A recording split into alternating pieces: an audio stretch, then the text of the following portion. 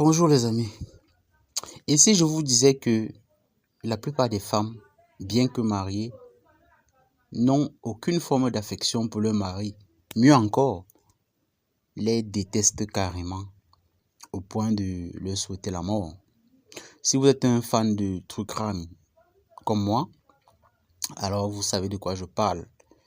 Si vous aviez été abonné aux émissions de Pierre Bellemare, vous sauriez que la plupart des femmes complotent avec leurs amants pour exterminer le mari, devenu empêcheur de tourner en rond ou alors empêcheur de baiser en paix. De tout ceci, je parle dans un ouvrage qui est achevé à 60% et qui parle de ces cas-là de femmes qui ont assassiné l'homme avec qui elles étaient en couple, que ce soit au titre de mari ou au titre de concubin, simplement.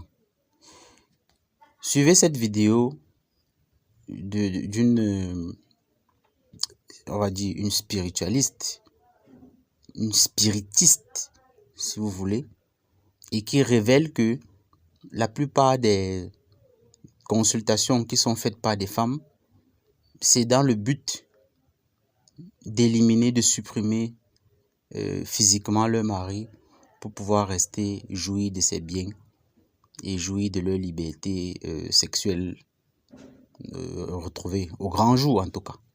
Écoutez plutôt. Les femmes en particulier nous demandent de la mort de leur mari parce qu'elles sont amoureuses d'un autre homme et qu'elles...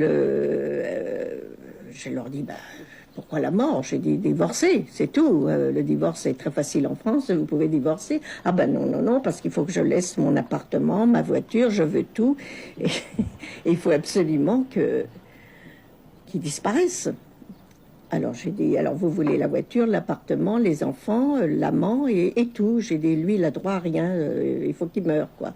Elle m'a dit, oui, c'est ça. Ah j'ai dit, écoutez, à ce moment-là, vous irez voir quelqu'un d'autre parce que moi, je fais pas ce genre de choses. Et souvent, et chez les femmes, on peut dire qu'il y en a 70% qui vous demandent la mort du mari. Vous êtes la seule à pouvoir recevoir de telles confidences. Alors, vous l'avez écouté, les amis. Qu'est-ce que ça vous inspire? Moi, personnellement, ça m'a fait froid dans le dos, mais ça n'a fait que confirmer quelque chose que je savais déjà. Je vous ai dit dans d'autres vidéos que si on se donnait la peine, surtout dans les pays africains, de systématiser les autopsies lorsque les maris décèdent,